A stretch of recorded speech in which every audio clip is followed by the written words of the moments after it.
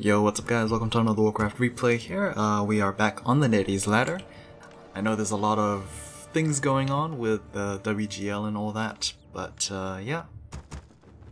That's covered by Back to Warcraft, and I'm just gonna continue on casting games from the ladder, hoping to get memorable games, to be honest. I did notice in the past couple of, actually ever since 1.30 hit, all the videos that I've casted were Night Elves, and it's obviously a bad representation of 1.30, so I'm trying with my very much difficult, it's very difficult to find because a lot of people are hopping on that Night Elf wave because they are probably, I guess they are the easiest, I guess. Or the, I don't like saying the best race, but most people do play it because maybe they think it is, so yeah, there is that. Either way, we have Infi spawning in as the red human player. Another thing I also noticed, I think this is like the 4th video in the row where I have Infi as one of the players, so I gotta cut this pattern on both sides, both races and of course players, but Infi playing both human and Night Elf, and of course he's been playing a lot, so it's very easy to find replays of him, so there's that. Forgive me, as he will be going against FoCuS, the blue orc player in the bottom left. Last time these guys played was in number 30, so that's a very, very long ways away. So yeah, if you're interested, check that out. I think it turned into a very lengthy game. I'm not sure if the quality of the commentary was that great. Most of the time it never is, but oh well. It seems to be caster versus caster in terms of heroes, Farseer versus Archmage, as yeah, both sides are actually crossing borders and maybe going to each other's bases. Wolf is going to spot the top left, meanwhile this one will spot the top, the bottom right, so it is indeed going to be a cross spawn. Archmage on the other hand, just going for his manual scouting, as it seems the Farseer just turned around and is going to maybe go for the Archmage, or maybe even go for some sort of interruption. Wolf is preventing the Archmage from moving to the Merc camp, but it seems not going to stop the Archmage from picking up the Shadow Priest for himself. FoCuS could have definitely done it himself, but probably didn't want to risk losing the Shadow Priest to the Archmage, maybe? Work complete. Either way, Farseer is moving out without any experience, as is actually, no, the Archmage did get 20 experience, so he got the wolf kill, I think. That might be the case since the Shadowhunter, I believe, does have Abolish Magic, and of course he did use some mana, so that is probably the cause of the experience gain there, but other than that, it is pretty much cat and mouse games here, and it seems I need to be a lot more on point with that, because it seems a single Abolish Magic actually kills a Spirit Wolf, which I actually had no idea it could. So, okay. Shadow Priest is being chased by the Farseer, might not be able to survive. The Peasant actually ruined it a little bit for the Shadow Priest, as another Abolish Magic, I think, kind of happened, and the Shadow Priest is going to try its best to heal up as quickly as possible and might be able to live. Nope, it seems the Farseer was able to sneak by and get the Lightning Bolt kill there. Archmage on the other hand is just going to be farming up with his elementals, and yeah, Troll Berserker as well, giving level 2 over to the Archmage, and that will give him a greater healing potion as well as +3 strength. So, meanwhile the Farseer with his debacles in the main base of Infi, Infi on the other hand is going to be able to take down this rather difficult creep camp.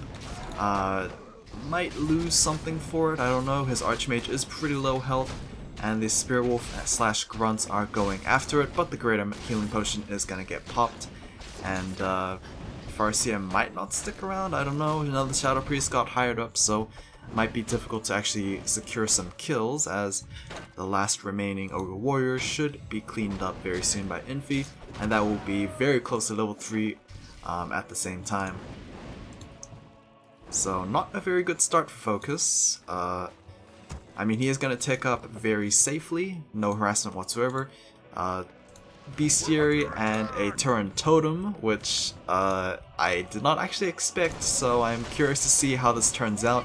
Alchemist second is a very standard second hero here for a human player. We have seen it a whole boatload of times, although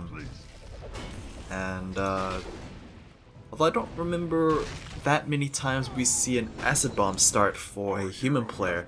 Farseer is going to get picked up at level 1. Didn't burn the TP scroll there. I don't think he deemed it worthy enough, I guess, because even if he did TP, Archmage could have maybe walked up to the base and killed him either way, as you kind of only have health pots, and healing salves might not be enough to heal up the impending damage that the Archmage might bring forth. As just going to continue farming, looking very good for Infi right now, level 3 Archmage, almost level 2 on that Alchemist, should be able to get it after this Overseer kill. As Turin Chieftain is also farming it out by himself, Farseer is being revived through the altar, as we are producing those Spirit Walkers. I completely forgot that the Spirit Walkers got moved over to the Turin Totems. I was actually a little bit excited we might be seeing Turin Warriors, but nope, it is just going to be the standard Raider / Spirit Walker combo, as yeah, we don't have access to... Actually no, I don't think the Spirit Lodge was built for any other reason other than the Spirit Walkers, so there is that. Level 2 Turin Chieftain is going to get himself either his Battle Stomp or his Shockwave. As we have a bit of a messy fight from both sides. Spellcasters for Infi. Didn't actually see his main base, as it is going to be Double Sanctums.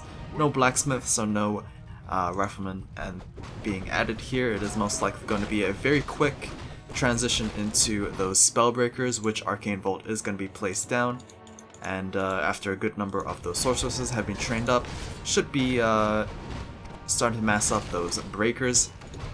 Troll Warlord is going to get taken up by the Shockwave of the Turin Chieftain, but the item, which is the True Shot Aura, is going to be picked up by the Alchemist. Healing Spray, going to try his best to heal up as best he can, but will be transferred a TP scroll regardless, so that is going to be the human player retreating after picking up a very, very good aura item for himself. True Shot Aura, that is 10% attack up increase for those ranged units, which includes the Spellbreakers, who are of course, like Huntresses, ranged. I was gonna say pseudo melee, but you could just say ranged at the same time as well. So yeah, War Mill on the way. Not sure what the War Mill is going to entail other than standard upgrades. It could maybe lead into Troll Berserkers for FoCuS, but that would require Fortress Tech, I think. I think it requires Fortress Tech. Or not. Actually, it might not. I think Fortress Tech was just used for Bloodlust upgrade, but I could be wrong. It could be for Berserker upgrades as well. Other than that, War Mill is most likely just fit there for the upgrades for attack and armor. +6 claws, oh no, +9 claws for the Turin Chieftain, picked up by this Magi camp here. Meanwhile, Infi is going to be attacking the burrows of FoCuS. Only one burrow in sight, or at least in close proximity, as that is a lot of sorceresses and priests. Arm supply right now is at 46 even for both sides, which is... it almost seems like it's lying to me, but I guess having 2 cost units versus 3 costs is a glaring difference, as we do have the Chainwave combo here, which will be easily healed up by the Alchemist. Ensnare will be able to interrupt that channeling cast, but since it is such a cheap spell, I don't imagine him not casting any more spells. Another shockwave is going to hit a couple of those priests there, as another chain lightning also doing a dirty amount of damage.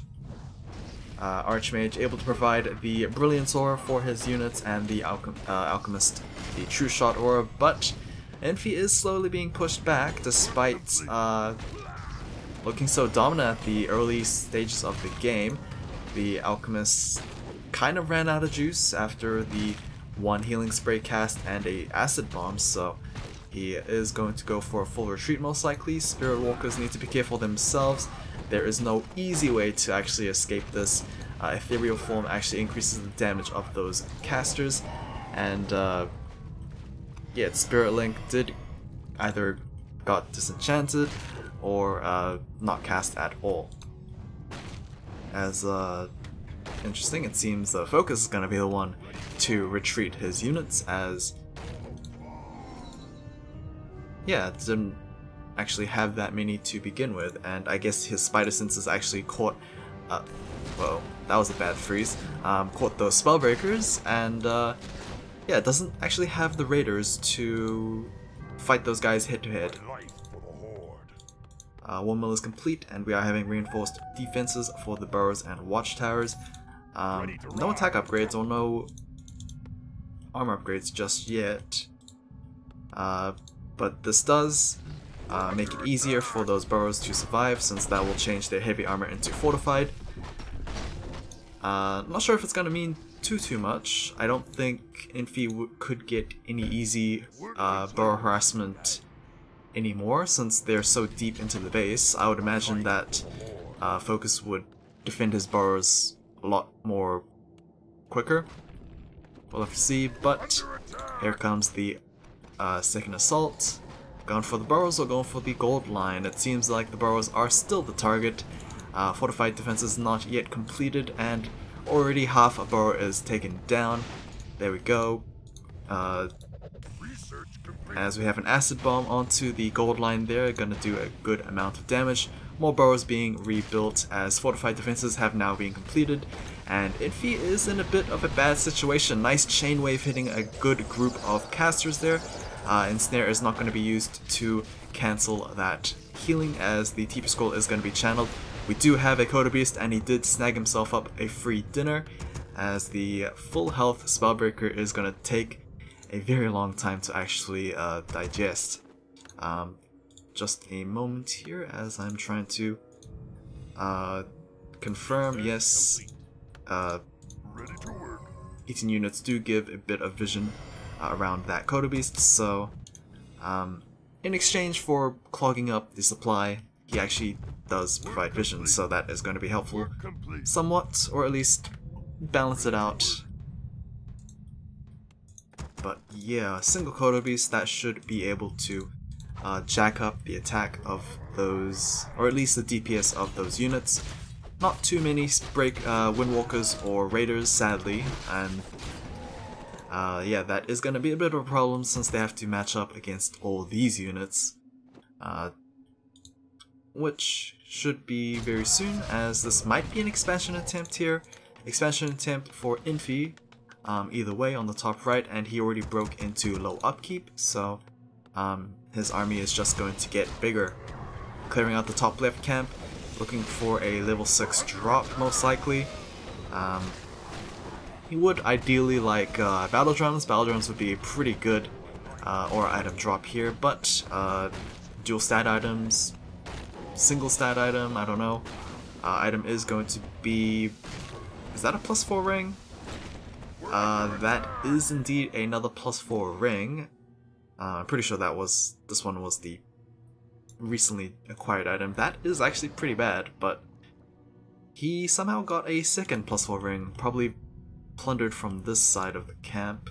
Wow, that is rather unlucky. 2 rings of protections for the Alchemist. It does give him, with that +2, +10 armor. I don't know how helpful that is, to be honest. Somehow, oh actually, yeah, I was actually going to question how the hell the Archmage has +5 armor without any sort of rings, but he had Inner Fire, which was my bad. Both sides just clearing out camps as quickly as possible. This Ogre Magi camp is going to drop another item, pair up the Vitality for the Tauren Chieftain. It's going to be a tough cow to kill. I'm pretty sure there is a certain phrase, but I can't actually remember it. Ring Regen and plus health item is going to be a lot of health to tank for the Tauren Chieftain, and it seems like we are just going to be exchanging damage on the main bases here as Voodoo Lounge for Infi. Not exactly a good trade when you are considering you are competing against Raiders here. Guard Towers and Arcane Towers hopefully trying to do their best to sway this Orc invasion, but yep, Infi is going to be the first one to pull the trigger, not even going to be able to take down a single burrow here, as TB Scroll is going to be used. Thankfully for Infi's side, not much damage dealt to him either, only a Vault, and I believe this is a Tower Remain. Yeah, not much damage for either side. Nope. Elements actually kept here, but he is going to expire very soon. Might be able to pick up a free, or never mind, Peon actually moved into the burrow there, but oh yikes, this gold line actually got massacred, so a bit of a trade there. Elemental actually got himself a free Raider as well, so a slight mistake for FoCuS. Doesn't want to lose those units unintentionally, but unfortunate regardless. That is a lot of breakers. 60 versus 74. This is gonna go very, very badly for FoCuS if he actually chooses to go hit on. Acid Bomb hitting a good number of frontline units as well. And yeah, you can see those slows being constantly cast as well. Breakers will be able to take any sort of Spirit Links. In addition, Invisibility being cast onto the Archmage there, as he is quickly being brought down to half health, as we might be seeing on the chain lightning being tossed over, as the Tauren Chieftain is currently out of mana thanks to those breakers' feedback damage. As more ensnares gonna catch the front line, another healing chain is going to be cast, as more ensnares are being ensnaring that alchemist there. Armor supply is still 64 versus the 77 of Infi, but Infi is slowly being pushed back. Alchemist is down to half health. He does have the invuln if he needs it, and that is going to be the last chain lightning for the fight. Another healing spray is going to be cast here, as yeah, the alchemist's death might be a bit problematic. He's still he is going to pop that invuln. TC, however, doesn't have those kind of luxuries there, is going to survive. Oh no, actually no. That is going to be a fireball, most likely from the Archmage, and that is going to be a level 5 hero taken down there. We might have an exchange with a level 6 hero, but he is going to, oh, actually he is going to survive, as Infi is going to manage to get another victory. That is rather unfortunate. TC almost living there, but a stray fireball will be able to seal the deal. So yeah, I thought this game was going to be non-standard, but it seemed pretty standard to me, aside from a couple of hero differences. But yep, hopefully you guys enjoyed this, and I will see you guys again whenever, hopefully with a new race combination and without Infi.